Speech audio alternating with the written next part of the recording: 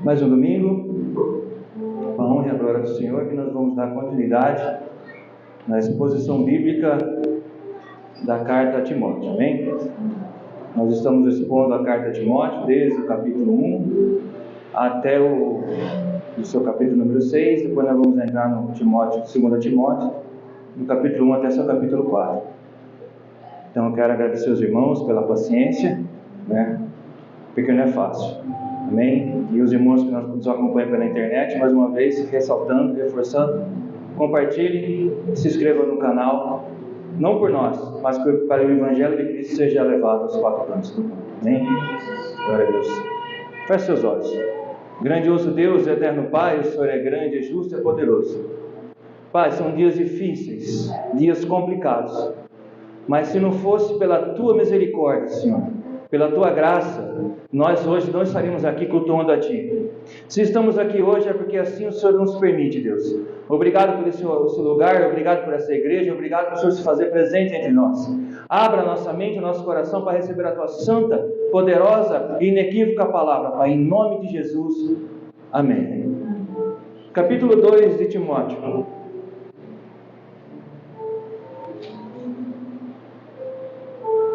Que diz assim a rica e poderosa palavra de Deus. Antes de tudo, pois, exorta que se use a prática de súplicas, orações, intercessões, ações de graças em favor de todos os homens, em favor dos reis e de todos os que acham investidos de autoridade, para que vivamos vida tranquila e mansa, com toda piedade e respeito. Isso é bom e aceitável diante de Deus nosso Salvador, o qual deseja que todos os homens sejam salvos e cheguem ao pleno conhecimento da verdade. Porquanto há um só Deus e um só mediador entre Deus e os homens, Cristo Jesus, homem, o qual a si mesmo se deu em resgate por todos, testemunho de que se deve prestar em tempos oportunos.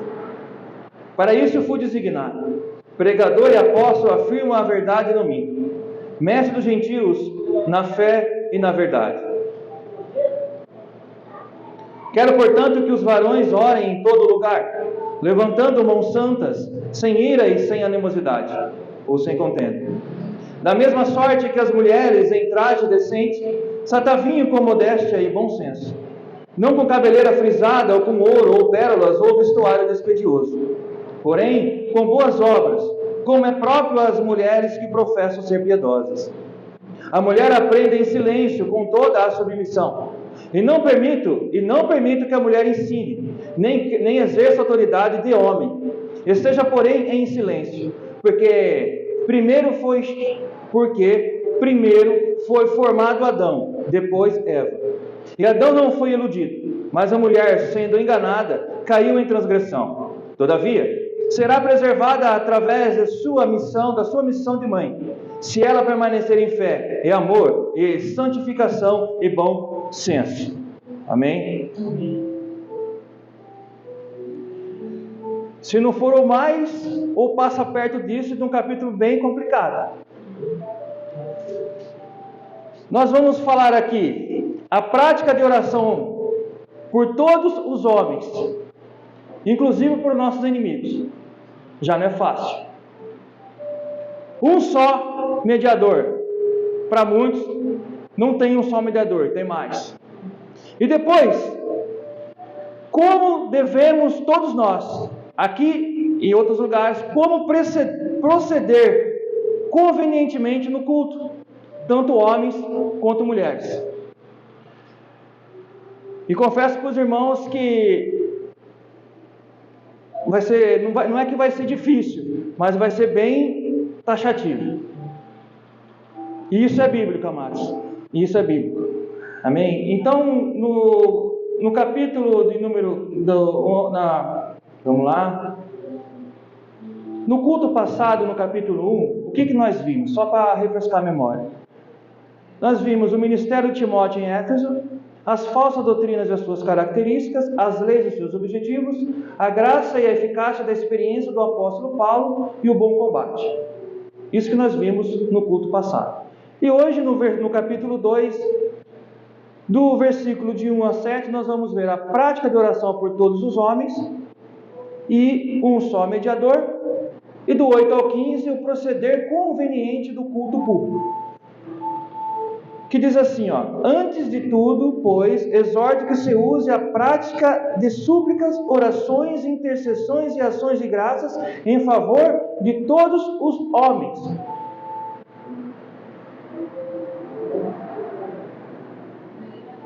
Prática de súplicas, orações, intercessões e ações de graças por todos os homens. Aqui, amados, Paulo indica aquilo que pode edificar a igreja. Nesse versículo, Paulo usa 4 dos 7 termos do Novo Testamento para a oração. Quais são? Súplicas, orações, intercessões, ação de graça. O que é uma súplica? Súplica é enfatizar o favor de necessidade pessoal. Súplica enfatiza o favor de necessidade pessoal, o verbo no qual deriva o substantivo de ideia de petição. Oração é o termo geral das preces do povo de Deus. As orações são sempre dirigidas a Deus com reverência ou adoração. Então, a oração sempre é dirigida a Deus com reverência ou adoração. Intercessão sugere aproximar-se com confiança, com livre acesso a Deus, por todos os homens. É lógico que essas orações, por todos os homens, refere-se a homens e a mulheres. Genericamente, a homens e a mulheres. No versículo 2 diz assim: em favor dos reis e de todos os que se acham investidos de autoridade, para que vivamos vida tranquila e mansa, com toda piedade e respeito. Inclusive reis, ou seja, todos que estão em eminência. Para quê? Para que tenhamos que vida quieta e mansa. Nós temos que ver aqui, amados, em primeiro lugar, o plano de fundo. Por que Paulo escreve que nós temos que orar para todos os reis nesse tempo e hoje pelas autoridades instituídas? Deus abençoe, obrigado. Quem é que dominava aquela época? Quem é que estava por trás? Quem é que estava no comando de toda aquela região? O Império Romano. E o Império Romano dominava quem? O mundo. Então o Império Romano dominava todos. E o Império Romano tinha uma grande potência, tinha uma grande hierarquia. E o que o Império Romano era? Bem duro, bem cruel. Não é verdade? Sendo assim, o topo da cadeia, o topo da pirâmide, tinha o César. O César. Quem era o César? Era o título dado. Todos os reis, todos os imperadores eram César. Esse título foi dado depois de Júlio César. Depois de Caio e Júlio César. Os 11 depois dele tiveram o título de César. César era o imperador. César, ele era considerado como divino, amados. César era considerado como filho dos deuses. Era considerado, ele tinha a autoridade absoluta. E morava na capital do império, que era Roma. E abaixo dele havia o Senado romano, que exercia um poder político extraordinário. Abaixo do Senado havia quem? Os governadores das grandes províncias romanas. E nessas províncias havia ainda os procônsulos, os procuradores, prefeitos, magistrado e os juízes. Olha só a organização desse império. e todos eles ligados a uma cabeça que era César. Sendo assim, em particular, os judeus tinham muita raiva e dificuldade para orar por eles, até mesmo sendo eles judeus privilegiados. Por que eram judeus privilegiados? Porque os judeus eram isentos de seguir a religião romana, de adorar os seus deuses, ou até mesmo de adorar a César, que era considerado também um deus. E também eles eram isentos de servir o serviço militar e de também não trabalhar aos sábados. Então os judeus tinham esse privilégio, assim como os recém-convertidos ao cristianismo também. Como era considerado nessa época, nesse começo, eles eram considerados uma seita, o cristianismo era considerado uma seita, eles também procuravam a não fazer isso. Então eles procuraram ali uma brecha e também não faziam, mesmo considerado uma seita.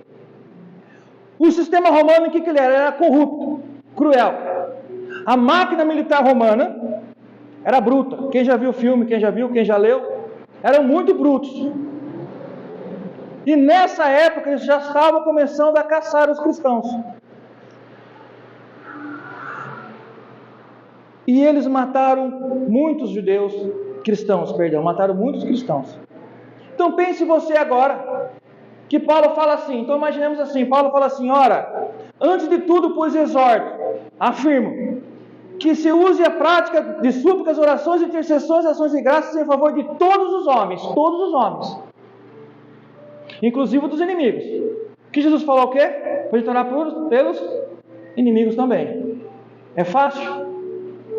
Não, mas nós temos que fazer. Aqui Jesus dá mais, vocês vão ter que orar por esses daí que te perseguem. Então, como era orar para uma pessoa? Por um César. Nesse caso, o César que estava lá, quem que era? Nero. Como já foi dito em cultos anteriores, Nero era um homem muito cruel, ou mais cruel. Imperador que já existiu. Como é que é orar por um homem que mata? Por um homem que persegue? Às vezes por belo, puro prazer em matar e só. Então como é que fazia para orar para esse homem? Então Paulo fala assim, em favor dos reis e de todos que se acham investidos de autoridade, para que vivamos vida tranquila, mansa, com toda piedade e respeito. Então Paulo manda orar para esses líderes, para que eles podiam viver em uma vida mansa e tranquila. Será que era fácil colocar isso na cabeça, Timóteo? Você vai ter que ensinar isso para a igreja. Timóteo, você vai ter que ensinar isso para a igreja, que eles vão ter que orar para as autoridades constituídas. E aí, como é que faz? Como eu falei que era ser polêmico, é bem polêmico. Bastante polêmico. Não é fácil. Não seria fácil para ele. Trazendo para o Brasil. É fácil orar para as autoridades instituídas hoje? É fácil orar para quem está regendo, quem está no comando na nação? É fácil orar para o esquerdopata? É fácil orar para o homem que fala que cristão não presta? É fácil orar para quem nos persegue? É fácil orar para pessoas que falam que a Bíblia tem que ser reescrita? Não é fácil. Pior para eles que tinham que orar para o Nero. Porque Nero, nessa ocasião aqui, quem era considerado crente era perseguido, degolado, matado, ou enforcado, ou crucificado. Hoje, dessa maneira, nós não somos perseguidos, mas somos perseguidos de outra maneira. Os cristãos por toda a vida serão perseguidos. Mas Jesus mandou orar para as autoridades. Para quê? Para que nós venhamos ter uma vida mansa e tranquila. A oração que nós fazemos, o poder dela não está em nossas vozes, mas está no poder de Deus que está recebendo. E Deus sabendo, Ele vai fazer. Talvez nós não estejamos vendo, mas Deus está fazendo alguma coisa. Nós temos sim que orar para as autoridades instituídas. Eu já vi várias e várias vezes pessoas dizendo, eu não vou orar Para político de esquerda, não vou orar para político de direita. Amados, temos que orar. Temos que orar para que nós venhamos ter uma vida tranquila e mansa. É bíblico. O que foi escrito para Timóteo serve para nós também. Para que nós venhamos ter uma vida boa e tranquila, mansa, com toda piedade e respeito. Quem não quer ter uma vida boa e tranquila com toda piedade e respeito? Entendamos que a oração ela move, amados. Move o quê? O coração de Deus. Por que Jesus falou tanto para a gente orar? Porque os apóstolos falam para orar, os pais da igreja, horas e horas a fio orando. É para isso, amados.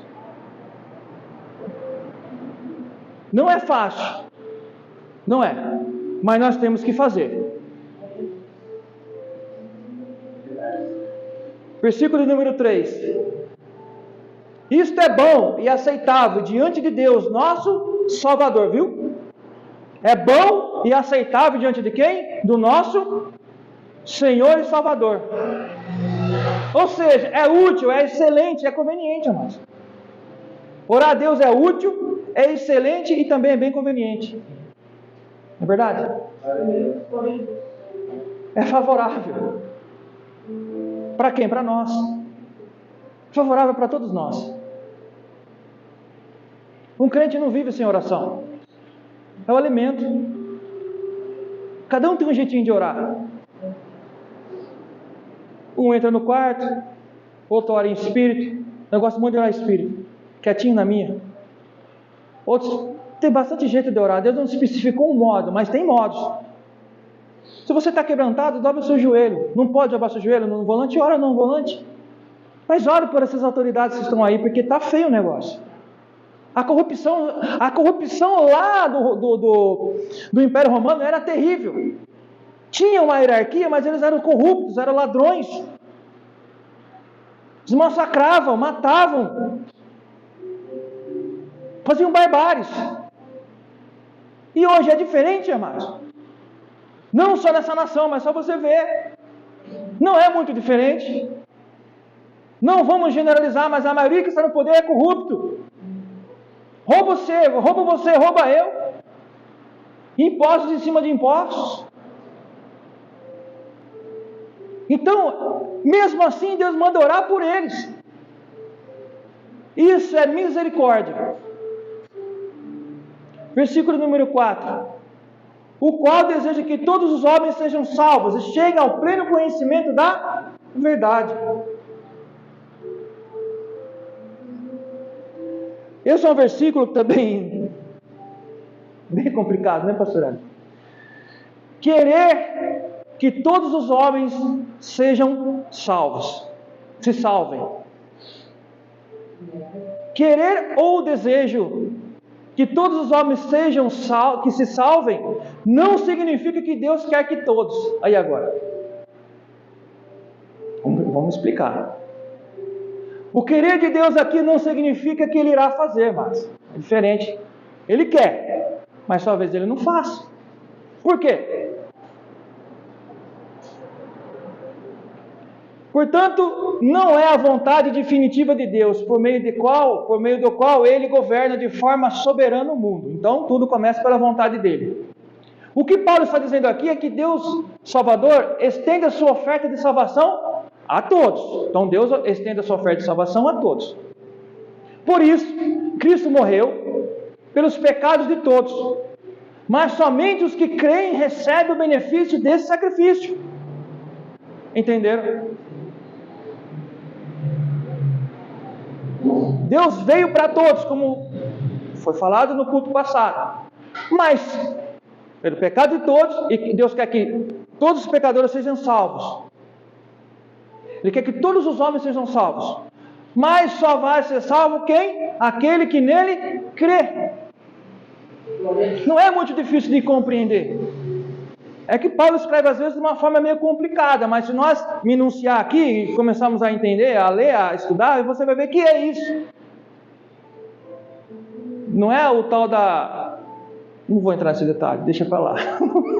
Senão eu vou me confundir aqui. Amém? E isso também é o que Jesus ensina. Olha só, João 3, não precisa abrir, João capítulo 3, do 15 ao 19, Jesus diz assim, olha: para que todo aquele que nele crê não pereça, mas tenha vida.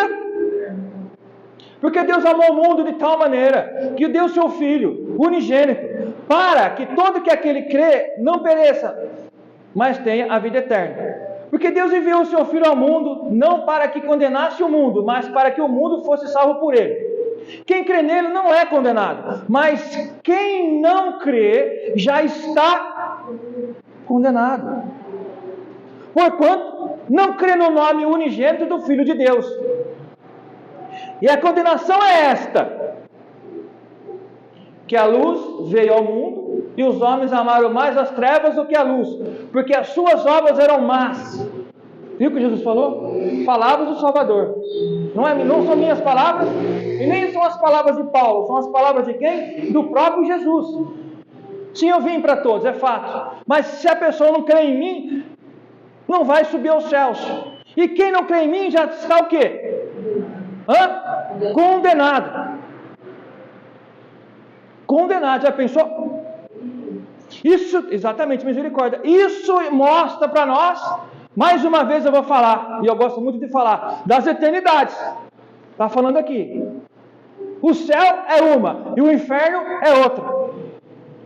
Se crer em Cristo, e ter uma vida com Ele, entregar a vida a Ele, e reconhecer Ele como único, que nós vamos falar aqui, único, mediador e salvador das nossas vidas, nós sim iremos morar na morada celestial. Caso o contrário, não crer, as pessoas já vão estar condenadas e vão morar lá no inferno, na eternidade. Isso é muito, mas muito sério. Muitos não creem nisso. Misericórdia dessas pessoas, mas isso aqui é fato, é verdade. Paulo subiu ao terceiro céu. E o que ele falou que é lá? Inefável. É para lá que a gente vai. Não tem explicação, mas ele existe. E chegue ao pleno conhecimento da verdade. Olha só, o que é isso? Conhecimento da verdade refere-se ao crescimento cristão após a sua salvação. Deus não deseja somente a nossa salvação, justificação, mas também o nosso crescimento na verdade, na santificação, para que não sejamos mais enganados pelo pecado e por falsos mestres, como foi lido em 1 Timóteo 1, 3 e 4 aqui já. Nós temos que ter o quê? Conhecimento de quê? Da verdade, amados. Da verdade. Para que nós não sejamos mais enganados pelo pecado e nem por falsos mestres. O pecado ele engana, ele deixa surdo, ele deixa mudo, né, que foi falado no outro culto, ele acaba com a vida do cristão. Então nós temos que conhecer, chega ao pleno conhecimento da verdade. E qual é a nossa verdade? Cristo, nosso Salvador. Versículo número 5. Porque há um só Deus e um só mediador entre Deus e o homem, Cristo Jesus, homem. Um só Deus é uma verdade central das Escrituras hebraicas, sabia? Um só Deus. O único Deus vivo. Por isso que eu falei que é polêmico também. Existe só um Deus. E Ele é eterno. E vive na eternidade. E lá na eternidade, Ele pensou em mim e em você. E ao lado dele, a sua destra, estava Cristo Jesus. E Cristo Jesus veio à terra, viveu aqui, pregou o seu evangelho, morreu e ao terceiro dia ressuscitou. E intercede por nós. É o único Deus que existe. Não tem outro. Inventa-se outro.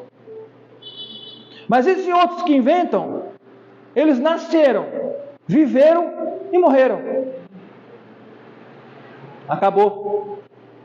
Só Jesus, Deus, que ressuscitou e está nos céus à destra.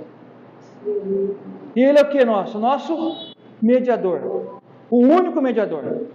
Então, se Jesus Cristo é nosso único mediador, as nossas orações têm que ser feitas somente a Deus e a Ele, a mais nada e a ninguém.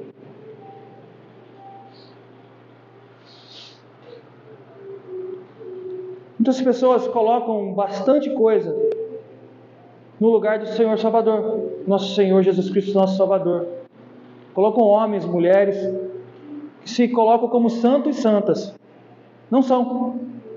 Tiveram uma vida santa. O que é santo? Uma vida separada.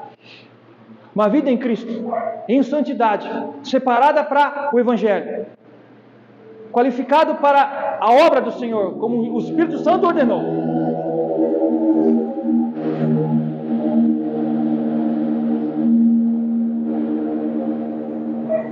Como o Espírito Santo ordenou. Não há intercedor. O único que intercede por nós é o Espírito Santo. Não é uma mulher, muito menos um homem. Não é. Porque o poder que foi dado somente a Cristo. E graças a Deus por Ele interceder por nós. Mediador é um conceito oriundo da adoração cerimonial prescrito no Antigo Testamento, no tabernáculo e mais tarde no templo.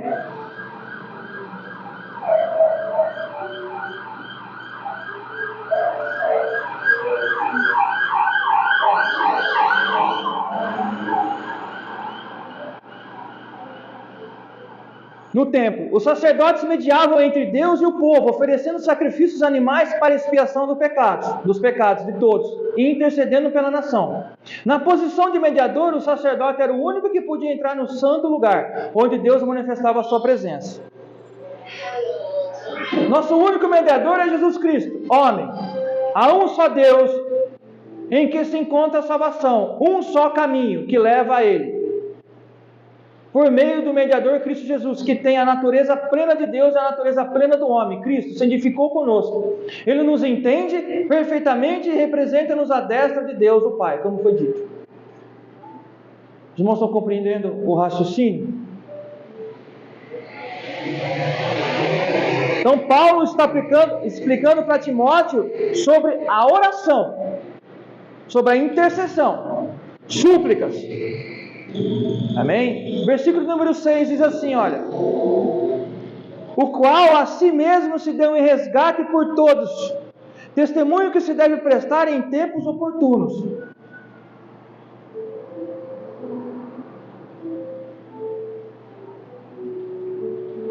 Cristo substituiu a nossa vida pela dele.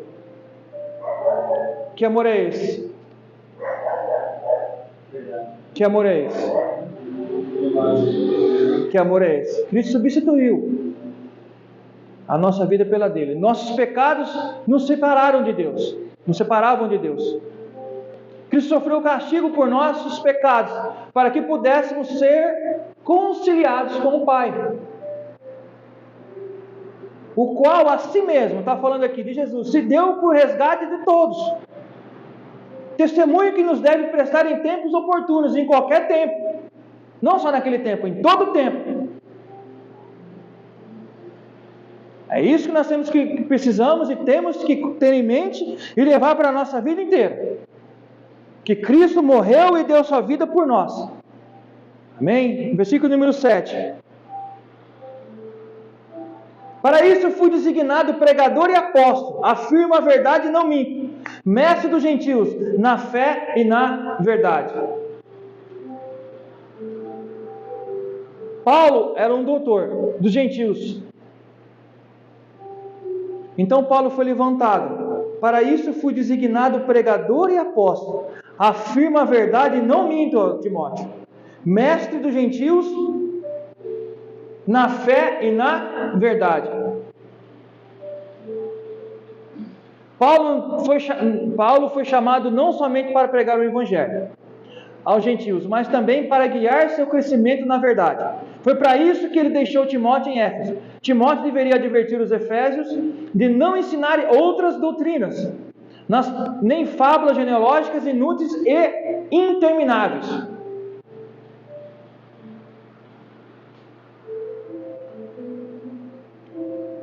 Então Paulo foi levantado para isso. Ele foi designado pregador e apóstolo, como nós bem sabemos. Pregador e apóstolo. Então ele falou assim: olha, Timóteo, eu afirmo isso, afirmo a verdade e não minto. Significa o quê? Que tinha alguns dessa época mentindo. Tinha alguns dessa época falando essas coisas também. Mas falou assim: não, sou eu. Eu fui levantado. Eu sou um líder da igreja, eu sou um apóstolo. Apóstolo é liderança. Eu sou um líder da igreja. O que eu estou falando aqui, agora e para trás, é tudo verdade. O que eu vou falar é tudo verdade. Paulo não podia mentir. A pergunta que eu faço: nós podemos? De forma nenhuma. Qual a diferença de uma mentira pequena para uma mentira grande? Não tem diferença. É tudo igual. Causa e efeito é terrível no final também. É terrível porque é engano, é mentira. Versículo do 8 ao 15, nós vamos falar qual é o proceder conveniente no culto público. No culto público. Nós vamos falar como um homem deve proceder e também vamos falar como a mulher deve proceder. Polêmico também. Mas muito polêmico. Quero, portanto, que os varões homens orem em todo lugar, levantando mãos santas, sem ira e sem animosidade, ou sem contenda. O que Paulo está falando aqui? É que essas instruções se referem ao modo como uma pessoa deve comportar-se na adoração pública. Certo? Eu vou entrar...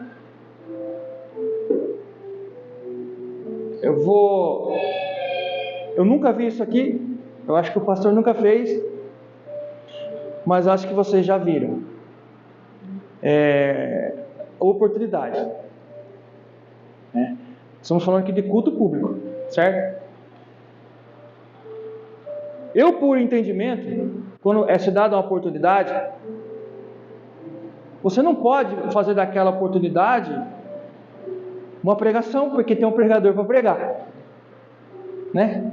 Mas temos que falar e entregar aquilo que Deus colocou no nosso coração. Amém? Faz parte. E aqui falando de oração,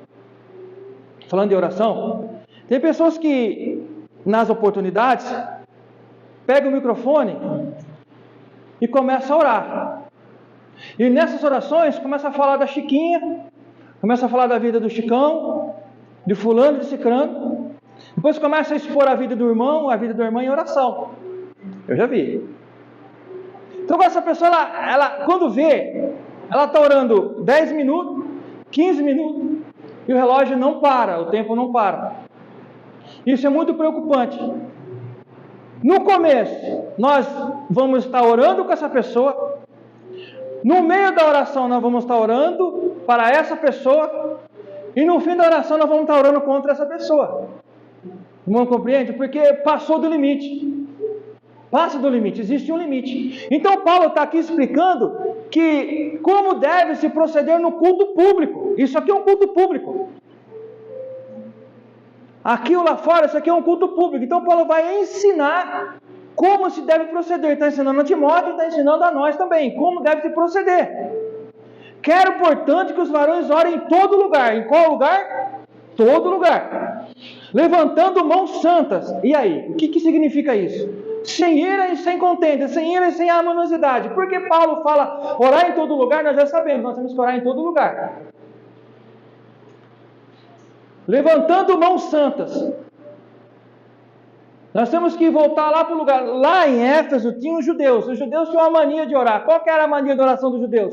Eles oravam nas sinagogas de pé, com as mãos levantadas. Mas eles só tinham um lugar de oração, com as mãos levantadas. Aonde que era? Nas sinagogas. E esse era um costume muito forte deles. Orava de pé, olhando para cima e com as mãos levantadas. Então, para os judeus, o que era? Isso aí era era uma tradição deles. Então Paulo quebra esse paradigma, fala assim, ó, orem em todo lugar, levantando mãos santas, ou seja, então saiu de uma rotina, saiu de um propósito dos judeus, olha, não só ali, mas em todo lugar, com mãos santas, levantando mãos santas. Quem aqui não gosta de orar levantando a mão ao céu, ou de louvar levantando a mão ao céu? Já pararam para prestar atenção nisso? Muito lá atrás, quando a minha conversão, eu acho que já disse isso aqui, mas vou repetir, quando eu não era convertido, eu fui buscar minha esposa na igreja que nós começamos a congregar ali embaixo. Quando eu fiquei da rua, os irmãos estavam orando de mão para cima. Aí, quando ela saiu do culto, eu perguntei para ela assim, por que vocês oram com a mão aos céus? É algum tipo de antena? Aí ela falou assim, sim, é um tipo de antena. Foi sábia, não falou mais nada para não, uma confusão, porque eu não era convertido ainda. Depois que eu fui convertido, que eu entendi o porquê nós levantamos a mão ao céu. Sabe para quê? Para adorar e para glorificar e para exaltar o nome do Senhor Jesus Cristo e para apresentar para todo mundo que Ele é santo e eu não tenho vergonha de orar com as mãos levantadas aos céus, aonde que nasceu e viveu e aonde está nosso Salvador. Glória a Deus.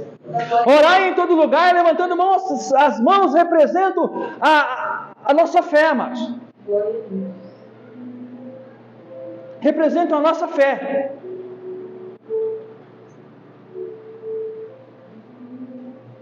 Irmãos, estão compreendendo? E também, e esse versículo aqui tem que ser muito bem explicado também. Por quê? Se esse versículo não for bem explicado, pode abrir um precedente para que os nossos amigos desigrejados e afastados da igreja e do caminho do Senhor, para não frequentarem um templo. Sabia? Porque se fala que tem que orar em todo lugar, eles podem achar que não é só aqui, é em todo lugar. Não, então não precisa ir para a igreja. Aí começa.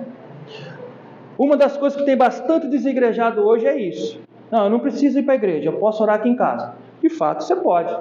Você pode prestar culto em casa? Pode também. Se fosse só em casa, por que Paulo estabeleceu que formasse igrejas? Né? Por quê?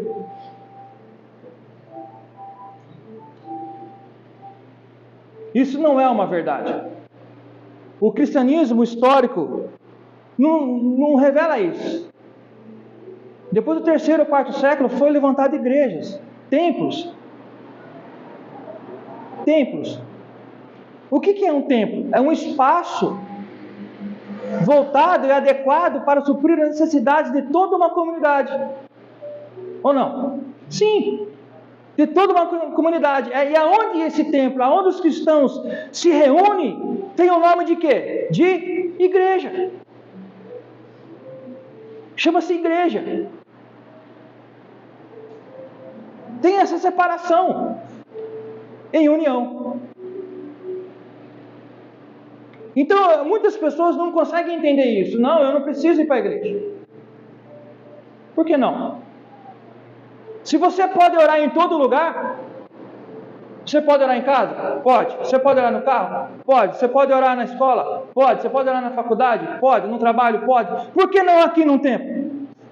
Qual é o preconceito? Qual é o mal de nos reunirmos, cantarmos hinos ao Senhor, ouvir a pregação e os testemunhos e as oportunidades? Qual é o problema disso?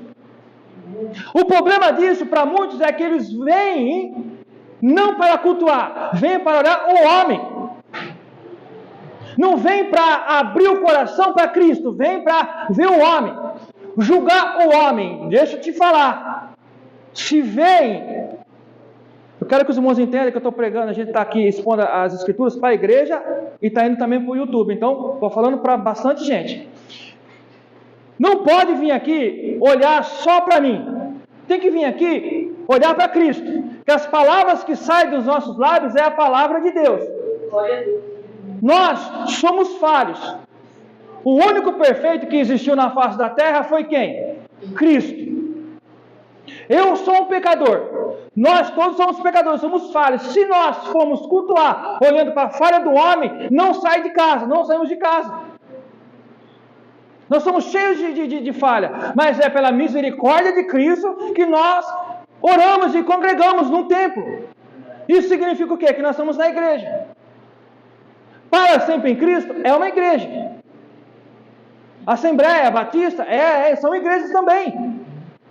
E serve para necessidade e até mesmo para uma comunidade da sociedade, amados. Nós temos que nos reunir para cultuar a quem? A Deus.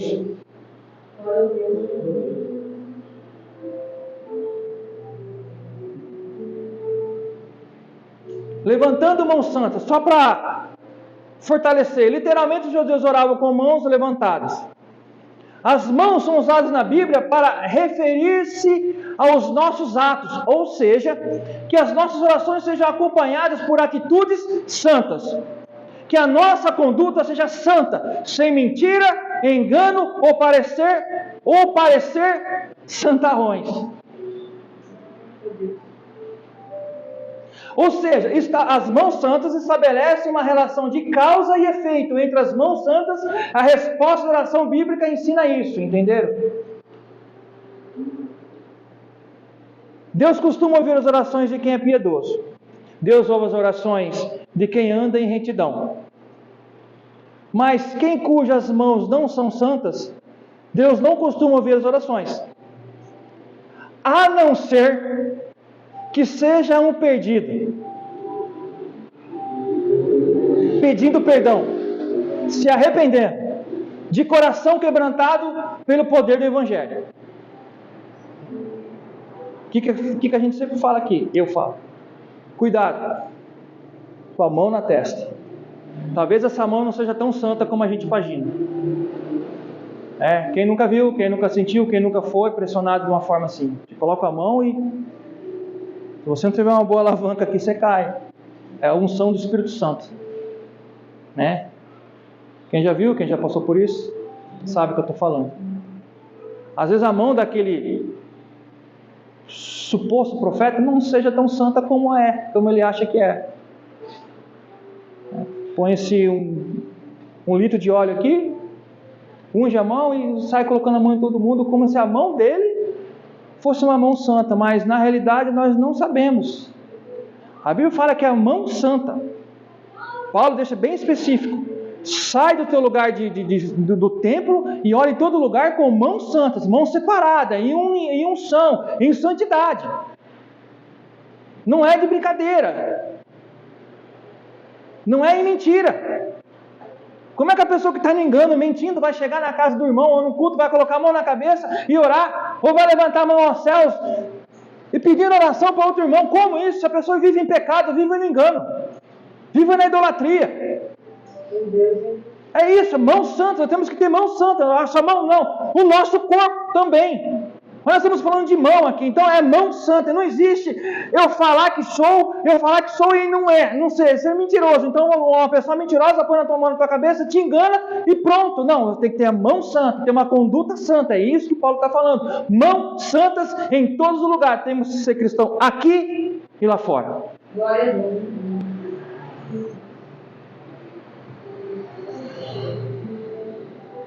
Sem ira e sem contenda. Também, sem aminosidade. Não adianta também estar de briga com o irmão e querer orar. Paulo está falando isso porque, olha, você tem que orar com mãos santas, sem ira e sem contenda. Não pode ter contenda com ele.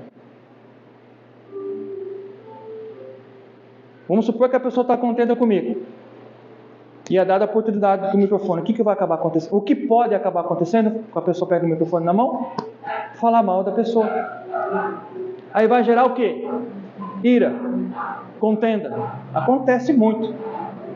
Ira e contenda. Eu trabalhei com um homem, um irmão em Cristo, que por causa disso, eles brigaram dentro da igreja. E não foi uma briga de discussão. Foi uma briga de tapa, de soco. E o culto acontecendo. Simplesmente por causa disso. Não tinha mãos santas. Se eu tenho algo contra o irmão, o que eu tenho que fazer? Irmão, vem aqui, vamos conversar. Me perdoe. Eu não gostei disso, não gostei daquilo. Você fez isso, nos perdoe. Me perdoe. Tem que se perdoar e a vida tem que seguir. E não publicamente. Não existe isso. Esse microfone aqui, ele está aqui só para ampliar minha voz. Isso aqui não é desabafo. Isso aqui não é desabafo. Isso aqui é só para ampliar minha voz. Eu não posso usar desse lugar santo, porque é separado, para expressar minha raiva contra outro irmão. Sem ira e sem contenda, Timóteo. Fala isso para a igreja. Sem ira e sem contenda. Porque se fizer, não é evangelho que você está pregando, vai estar pregando. Não é evangelho que a igreja vai estar pregando. 9. Agora sim, nós vamos entrar.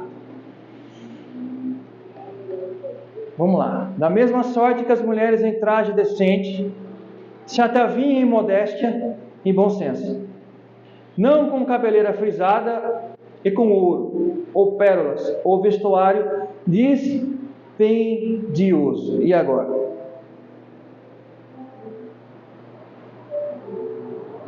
Então foi falado como é que o homem deve proceder o culto público, agora vai falar como que as mulheres devem proceder o culto público. Preste bem atenção que Paulo não falou da roupa dos homens, da roupagem. Agora Paulo já, a primeira coisa que ele fala das mulheres é o quê? Da mesma sorte que as mulheres em traje decente, se ataviem com modéstia e bom senso, não com cabeleira frisada, em outras palavras, com penteado que chama muita atenção, e com ouro, ou pérolas, ou vestuário dispendioso. Da mesma sorte, que significa o quê? Modo. Também temos que entender o plano de fundo aqui, aonde que eles estavam em Éfeso. E Éfeso eram pessoas recém-convertidas. Então, olha, essa expressão continua a abordagem a respeito da oração que iniciou no versículo 8. Em outras palavras, assim como os homens ao orar devem ter atitude sincera e santa, as mulheres ao orar devem ser modestas, traje honesto. A ênfase que as mulheres devem vestir-se de forma apropriada, assim também como os homens, óbvio, para adoração, ou seja, sem uso de roupas extravagantes, que possam chamar a atenção para si mesma ou de toda a igreja e dos homens também. Pudor e bom senso significa decoro, reverência e respeito, com modéstia também, com equilíbrio, humildade e autocontrole.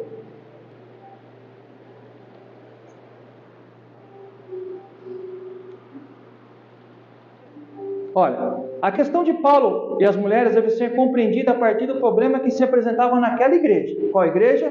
De Éfeso, naquela época. A partir daí temos que ver o que Paulo orientou para sanar esse problema. E só então tentar extrair os princípios bíblicos gerais. Qual era o problema? Paulo estava enviando Timóteo a Éfeso. E Paulo tinha passado em Éfeso quanto tempo? 3 anos de sua vida. Então Paulo sabia muito bem o terreno que estava mandando Timóteo. Certo?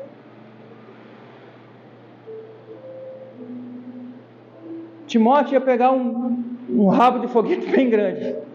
Bem grande. Ia pegar um negócio bem complicado. No início do seu ministério. Então, para que Timóteo não passasse apuros, Paulo refresca a memória. Eu sei bem o que eu estou falando. Por isso que Paulo escreve desse jeito, das mulheres. Temos que lembrar que a cidade de Éfeso era voltada para a adoração de qual deusa?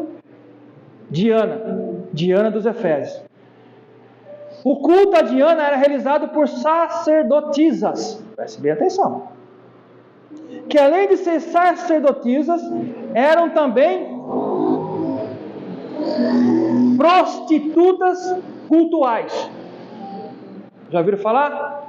Além de elas serem sacerdotisas, elas também eram prostitutas cultuais. Olha o tamanho do problema que eu falei, que Timóteo tinha que enfrentar.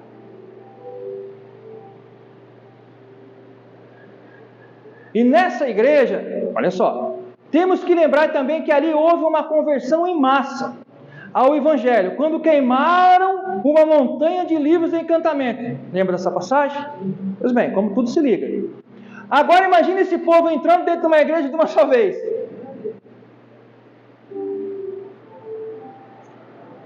Imagine. Imagine esse monte de sacerdotisas. Olha, pensa bem, você vê, coitado de Timóteo, cara. Imagine esse monte de sacerdotisas que estavam acostumadas a falar e a realizar o culto delas. A Diana. Entrando no culto cristão. Imagina o procedimento inicial dessas mulheres, essas prostitutas cultuais. No culto cristão, no primeiro momento. Elas não sabiam como se portar e como se vestir. Talvez ela venha com essa cultura delas lá. Muitas pessoas, quando vêm a primeira vez na igreja, a pergunta é que as pessoas, elas sempre precisam já, em primeiro lugar, você faz o convite, ela já se preocupa com que roupa que ela vai, principalmente uma mulher. Se trata de uma igreja, então tem que ir com roupa decente. O homem é a mesma coisa. Não vai querer chamar a atenção. Mas aqui era diferente, eles tinham uma cultura diferente. Então isso era um problema, sim ou não? Muito grande, enorme. A Diana, a deusa Diana, era uma deusa que simbolizava a fertilização. Uma das coisas era a fertilização. Por isso que as sacerdotisas eram as prostitutas cultuais e também da fertilidade. Então elas se prostituíam para dizer que estavam fazendo algo para aquela deusa. Imagine como que era esse lugar. Misericórdia, né? Elas se prostituíam em ofício a uma deusa que nem existia. Então houve uma conversão em massa. Como dito, agora eles vão tudo para dentro de uma igreja. A tendência delas entrar nessa igreja com o cabelo frisado, com roupagem, com essas roupas, era muito grande. Então Paulo passou lá 3 anos, o Paulo viu muito bem aonde que estava enfiando Timóteo. Como foi dito. Então qual é a orientação a partir do problema? Agora imagine um jovem pastor no meio dessa bagunça toda. Eu não acho difícil aqui, né? Eu não acho difícil imaginar essas mulheres entrando e tomando a palavra a todo momento. Elas não eram educadas, é difícil. Primeira conversão, talvez elas podiam entrar e ficar tomando a palavra a todo momento. É a mesma coisa que a gente está pregando, a pessoa fica parando, perguntando. As perguntas são para depois do culto. Então você imagina, não é difícil de se pensar. Então, também não era difícil se imaginar as roupas e os trejeitos delas no culto. E ainda não é difícil imaginar que elas queriam também fazer seus antigos ritos dentro do culto. Qual eram os antigos ritos dela? Podia combinar com prostituição também. Era um lugar bem complicado, como eu disse. Então Paulo escreve a Timóteo falando que elas tinham que ficar caladas e se perguntasse a razão, Timóteo tem que dar uma explicação histórica e bíblica. Adão veio antes de Eva. Respeite o homem. Respeite quem está falando.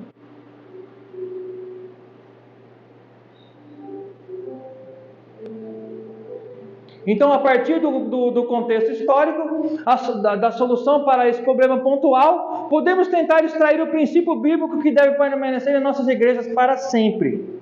Paulo estava preocupado, acima de tudo, com a ordem no culto na igreja.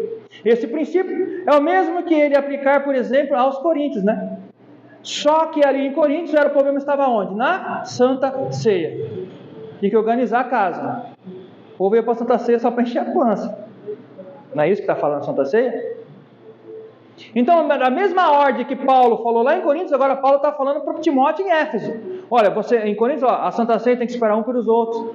O pão é sagrado, o suco é sagrado. Agora aqui é a mesma coisa. As mulheres têm que portar desse jeito e os homens têm que portar desse jeito. Mas frisando agora as mulheres. Portanto, ao nosso ver, não tem nada a ver com Paulo estar inserindo numa cultura patriarcal machista, como muitos dizem, né? A minha esposa deu risada, a língua tostou. Vamos lá, de novo. Patriarcal machista, mas tinha um princípio de ordem no culto, diante de um problema pontual, numa determinada igreja, que não necessariamente era problema de outras comunidades.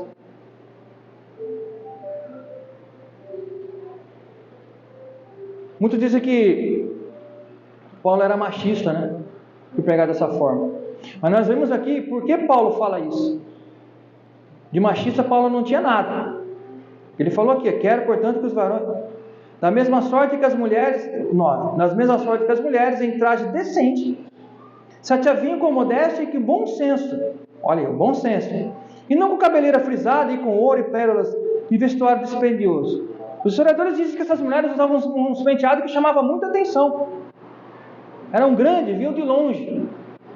E alguns historiadores dizem também que essa mulher tinha até a preocupação de dormir para não desfazer desse penteado. E no meio do cabelo, o que elas colocavam? Ouro. Cabelo grande já chama atenção. Ouro chama muito mais. Elas vieram com essa cultura.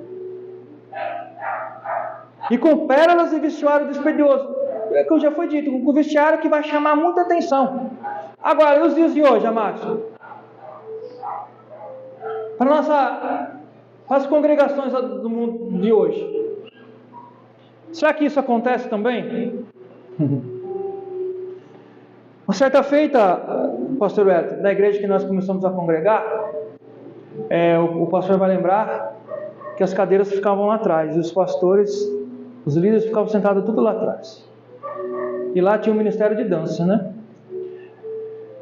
Eu já tinha descido as águas, já era convertido, eu lembro disso aí. E teve o ministério de dança, subiu para dançar. E infelizmente eles não tiveram um bom senso. Lembrando que o ministério de dança era formado por mulheres, adolescentes, jovens. E elas estavam todas dessas calças coladas, eu acho que chama leg, né? Essas, calça leg. Aonde que mostra dentro de uma igreja dançando. Eu lembro que tinha uma que dançava, que a letra era ser grande, acho que a calça era pequena para ela, ficava descendo toda hora mostrando a sua roupa íntima de baixo. E o pastor estava atrás, ficou assim a dança toda, para não ver e não pecar. Ou as mulheres que aqui estão pensam que todos nós, os homens, somos fortes e firmes a toda hora. A tentação é minha, vem para mim de um jeito, vem para as mulheres de outro jeito, vem para os velhos de outro jeito, vem para todo mundo de um jeito. Ninguém aqui está longe de ser tentado. Quem está de pé, vigie para que não caia. Jesus falou assim: se você pegar com o olho, arranca fora, porque senão não vai entrar no céu. Então esse pastor ficou essa parte toda do culto de olho fechado. Quando acabou essa dança profética, sendo que inventaram isso, mas tudo bem. E esse grupo desceu, o pastor pegou o microfone e falou: olha, isso aqui que aconteceu não pode acontecer mais. E explicou o porquê. Porque além de tentar ele e tentar todos os homens que estavam lá em cima, tentou os homens de toda a igreja. E isso não faz parte do culto público. Olha aqui que nós acabamos de ler. É esse tipo de pudor, de bom senso, que tem que ter. Não pode. Não estou aqui falando não pode porque eu sou sargento. Não é isso. É porque a Bíblia não é legal. As pessoas acabam transformando o culto em o quê? Em um show. Acabam colocando no lugar de Deus um show. Talvez essa irmã, ela não tinha essa, como as mulheres daqui também não tinham, eu creio no caso, ela não tinha esse senso. Mas quem estava na liderança tinha que ter. Primeiro por escolher esse tipo de roupa para entrar na igreja. Vamos começar por aí. Depois, para fazer uma dança em cima do púlpito, agachando, levantando as pernas. Que era assim a dança delas. Eu era recém-convertido. Minha esposa deve lembrar desse fato. Aonde está o pudor e o bom senso? Aonde fica? Não tem. Não tinha.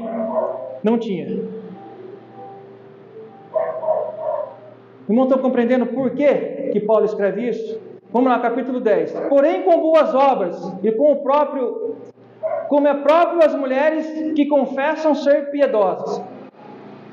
Paulo aqui exorta as mulheres de Éfeso a se vestirem de modo decoroso, piedoso, em vez de usar roupas inapropriadas e extravagantes, com boas obras. A beleza, preste bem atenção, a beleza de uma mulher cristã é encontrada em seu caráter piedoso. A beleza de uma mulher cristã é encontrada em seu caráter piedoso, em seu amor pelo Senhor, como pode ser demonstrado em toda boa obra. Então, no versículo 10, porém as boas obras, como é próprio as mulheres que confessem ser piedosas. A beleza de uma mulher cristã é encontrada em seu caráter piedoso e em seu amor pelo Senhor, como pode ser demonstrado em toda boa obra. Obviamente que aqui nós entendemos que todas as mulheres têm vaidade. É normal, a mulher já nasce assim. Mas mesmo assim, como foi dito, tem que ser com bom senso. Quem gosta de mexer com o cabelo, qual o problema?